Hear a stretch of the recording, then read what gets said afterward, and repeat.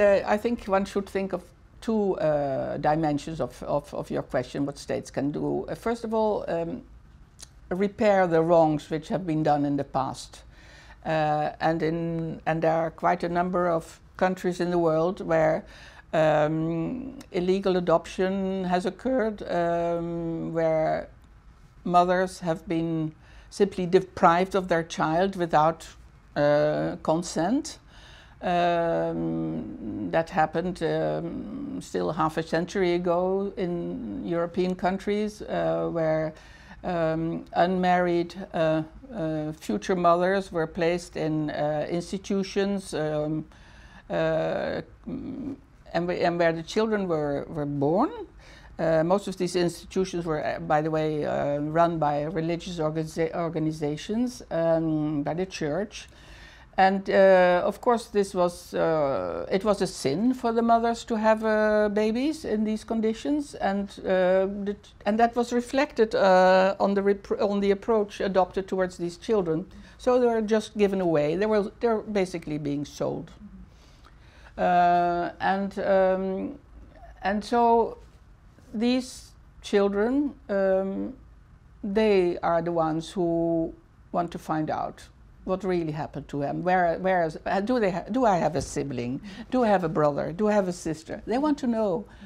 And so in order to satisfy that very natural need to find out where they came from, also who was their mother, who was their father possibly, they have to try to open the birth records and try to reconstitute the facts. And of course, that involves sometimes hearing witnesses who have been present in the course of this whole illegal process, and also hearing the children themselves, because they may have picked up elements in the course of their life which, you know, could lead them to the answer.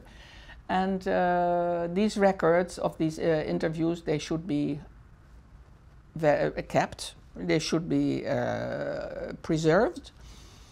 And all this can eventually lead to providing the information to the children which they need to reconstruct their family relations and be at ease and at peace, you know, a sort of inner peace to know where you come from. Transitional justice is about affording redress. It's one of the elements. It's the assurance of non-repetition. And so redress, again, is providing the children with the information which they are looking for. And so that's why I think it's so important that it should be in the law, that there is a possibility for a judicial decision which would constitute the basis for this redress. Redress can take many forms. It can also be about financial compensation. But I think in this particular case, when it's about restoring identity, providing the information, that kind of address is more important than anything.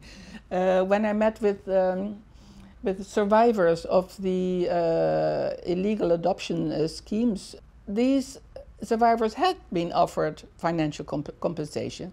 That's not what they wanted. They wanted the truth. I mean, the search for the truth and being provided with the truth is the most important element in that respect. And of course, when it comes to very people living in poverty and having major economic difficulties to survive, additional financial compensation will certainly not be rejected. But it's the very principle of being regarded as a true person entitled to recognition of his or her identity, which includes family relations.